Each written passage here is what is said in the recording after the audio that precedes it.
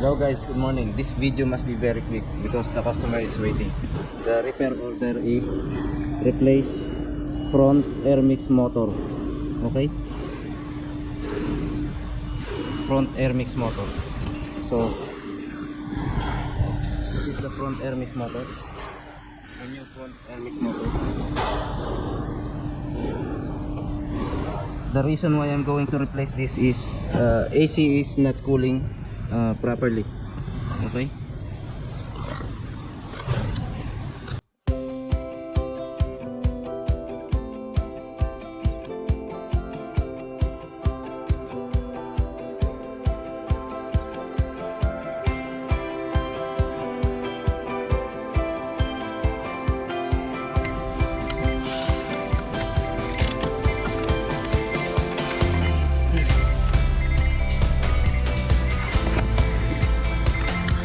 The location of the full Airmix motor is this one.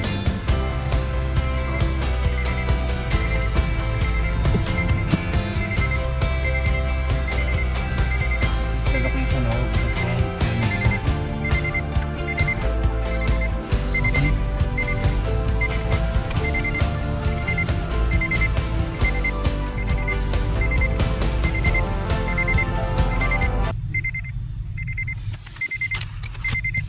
We have to disconnect the connector first.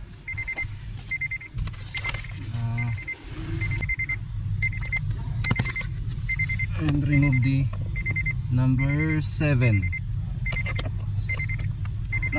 bolt. Okay, we already removed the third and final bolt. Now we only need to pull it, but we have to remember the position of this motor. Okay, it should be there in the bottom. Okay.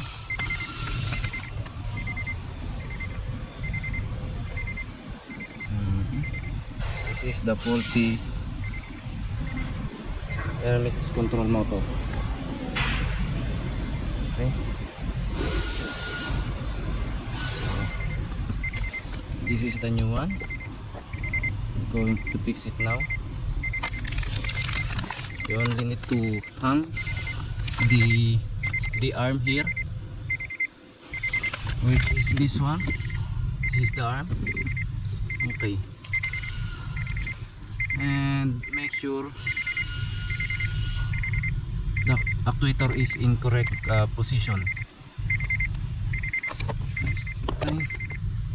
So insert this arm here and wait.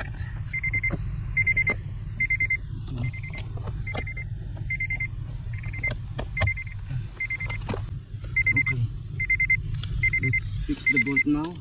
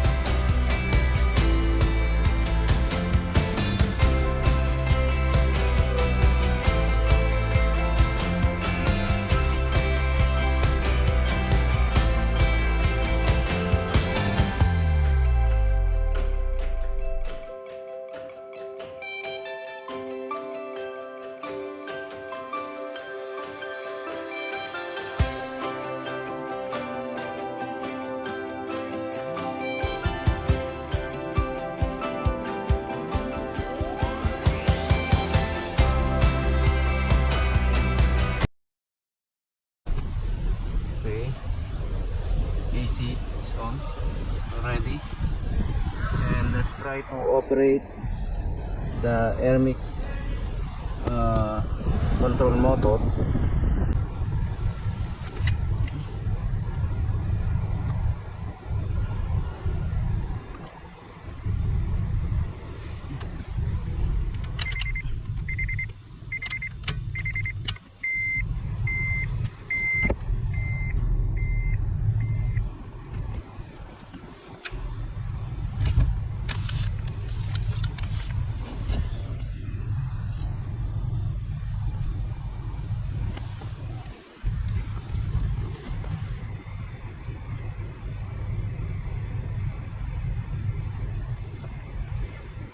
Okay.